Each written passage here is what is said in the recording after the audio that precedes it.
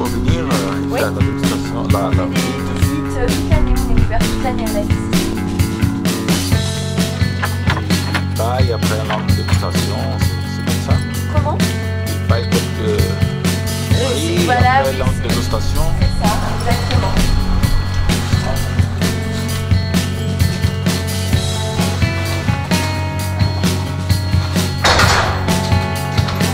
Là, on descend à 12 mètres sous terre. 12. Oui. On n'a pas l'impression, mais en plus au-dessus, c'est une côte.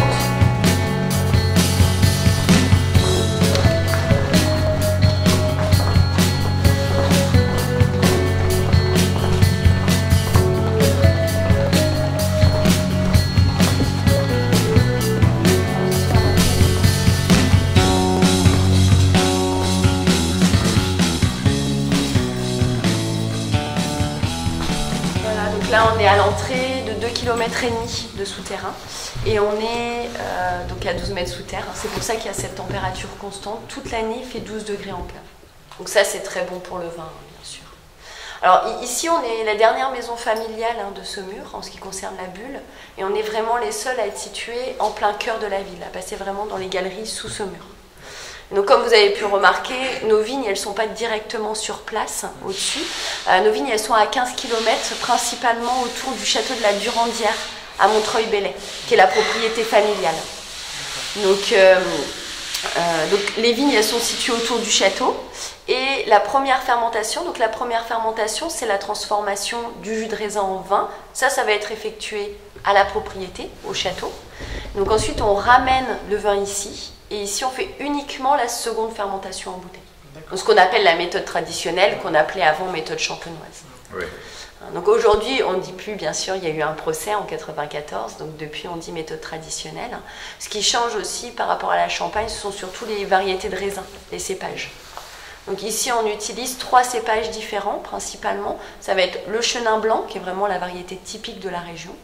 On a le cabernet franc, qui est plutôt utilisé sur des rosés ou des rouges, mais on peut également faire ce qu'on appelle par exemple un blanc de noir en retirant complètement la peau. La dernière variété de raisin, c'est le chardonnay, qui est le même qui est utilisé aussi en Champagne.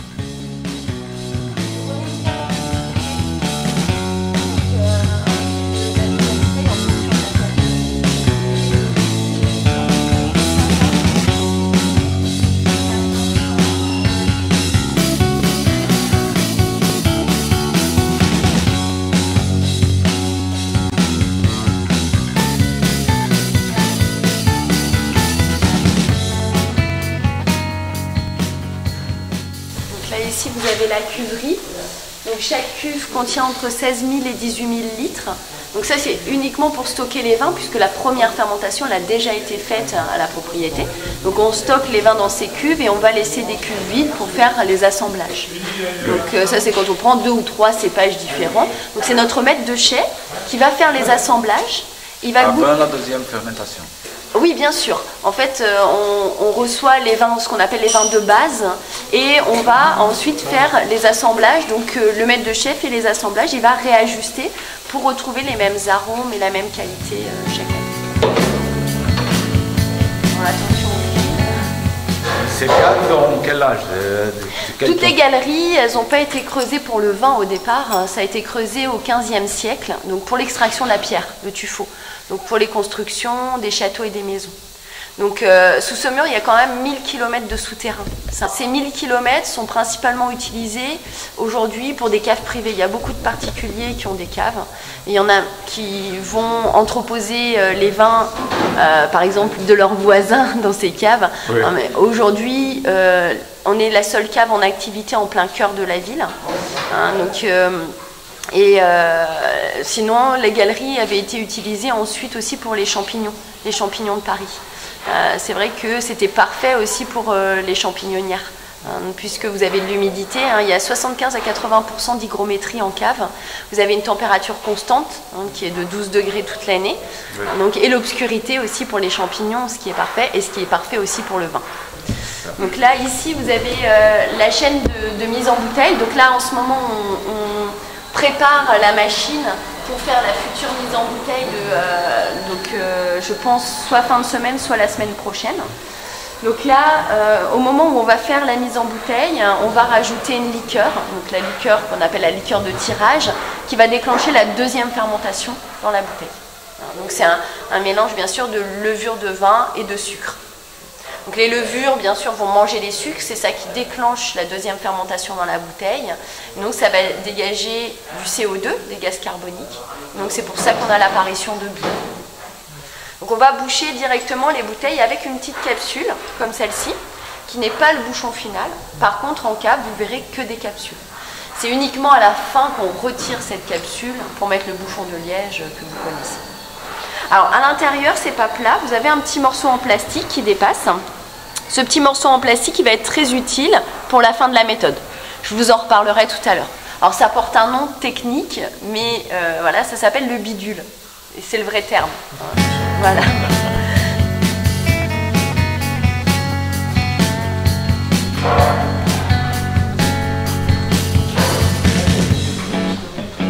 Nous, on a 2,5 km. Mais sous ce mur, il y a plus de 2 km.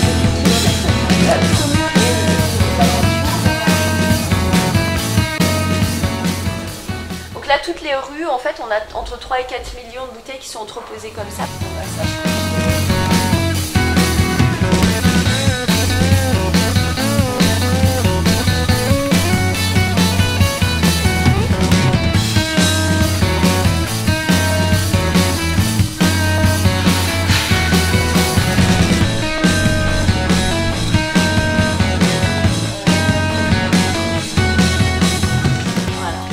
Qu'on a terminé la mise en bouteille, on achemine toutes les bouteilles en cave et on va poser tout à la main, donc ce qu'on appelle la mise sur latte, parce que vous voyez il y a des lattes de bois qui sont là toutes les 5-6 bouteilles.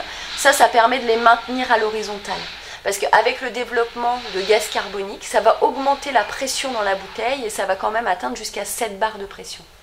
Donc il y a des bouteilles qui peuvent exploser. Quand vous verrez des trous, je ne sais pas si on en a par ici. Là, vous voyez, quand vous avez un trou, bon là encore il reste une partie de la bouteille, voilà. Des fois, soit on a une partie de la bouteille qui reste, ou des fois ça fait juste un trou. Donc là, c'est que la bouteille a explosé. Et grâce aux lattes de bois et le fait qu'elles soient mises en quinconce, quand il y en a une qui explose, ça ne s'affaisse pas, ça ne tombe pas. Donc là, cette étape, c'est vraiment l'étape la plus importante. Plus on va les laisser comme ça à l'horizontale, plus la bulle sera fine et plus les arômes seront développés. Donc c'est comme ça qu'on reconnaît un bon vin en méthode traditionnelle, c'est à la finesse de sa bulle. Donc on va laisser les bouteilles comme ça, sans les toucher, minimum 18 mois ici pour nos saumures, 2 ans pour nos créments de Loire, on a 3 ans pour notre grande cuvée et 5 ans pour le L de Grenelle. L'appellation saumure contrôlée, c'est minimum 9 mois, et pour l'appellation créments de Loire, c'est minimum 12 mois.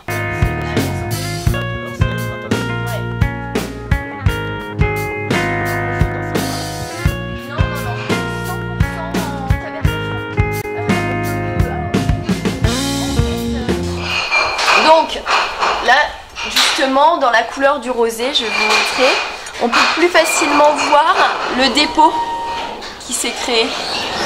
Ce dépôt, c'est ce qu'on appelle la lie. Donc c'est un dépôt en fait de levure morte. C'est-à-dire que quand les levures, elles ont mangé tous les sucres, ces levures, elles meurent. Donc elles créent ce dépôt. Et ce dépôt, il va tomber dans le fond de la bouteille. Et ensuite, on va pouvoir tourner ces bouteilles pour concentrer tout le dépôt jusque dans la capsule et pouvoir l'expulser. Donc c'est pour ça qu'après l'étape à l'horizontale, minimum 18 mois jusqu'à 5 ans, on va devoir tourner les bouteilles. Alors aujourd'hui, on continue à tourner uniquement quelques bouteilles à la main. Ça va être les magnums, les demi-bouteilles, les bouteilles avec une forme un peu spécifique qui ne rentrent pas dans les machines. Tout ce qui va être bouteilles classiques, comme celle-ci, vont être tournées aujourd'hui en machine. Voilà.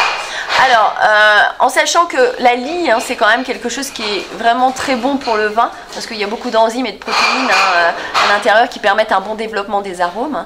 C'est pour ça qu'on laisse le vin à l'horizontale, en contact avec la lie. On va poser à l'horizontale et on va tourner d'un quart de tour en inclinant la bouteille et en donnant un petit choc. Le choc, c'est le plus important, c'est ce qui permet de décoller les sédiments et de les concentrer. On met dans ces caisses donc 500 bouteilles et on va pouvoir tourner 500 bouteilles en même temps. Donc là, le même travail, il va être fait en une semaine au lieu d'un mois. Alors attention à la tête parce que c'est pas le plafond.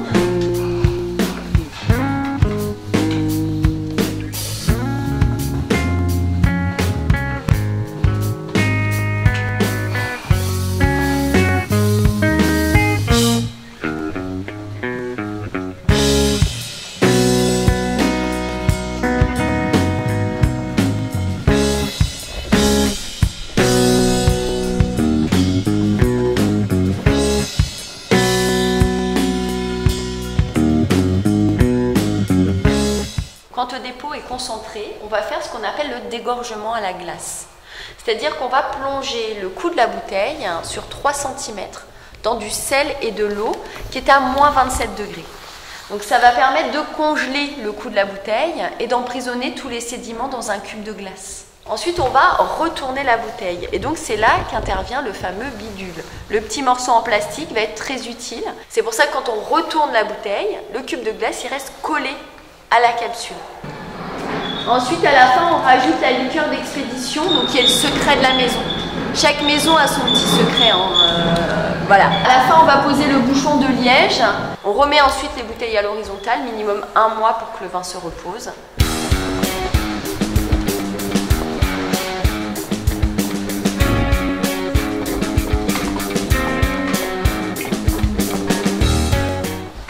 Et donc là, on est dans le caveau. Vous avez les plus vieilles bouteilles qui sont entreposées. Donc là, la plus vieille date de 1893. 1893. Ouais. Alors, on ne conseille pas de conserver les bulles aussi longtemps, c'est plus de la collection. On conseille de conserver pour nous 2, 3 ans, 5 ans quand vous avez une bonne cave. Souvent, on dit même jusqu'à 10 ans. Après, c'est plus une question de bouchon. Plus vous allez conserver le vin de fine bulle, plus le bouchon va rétrécir. Vous serez plutôt sur ce type de bouchon, c'est-à-dire qui est vraiment rétréci et qui est dur. Donc ça, c'est dur, ça devient en fait moins hermétique.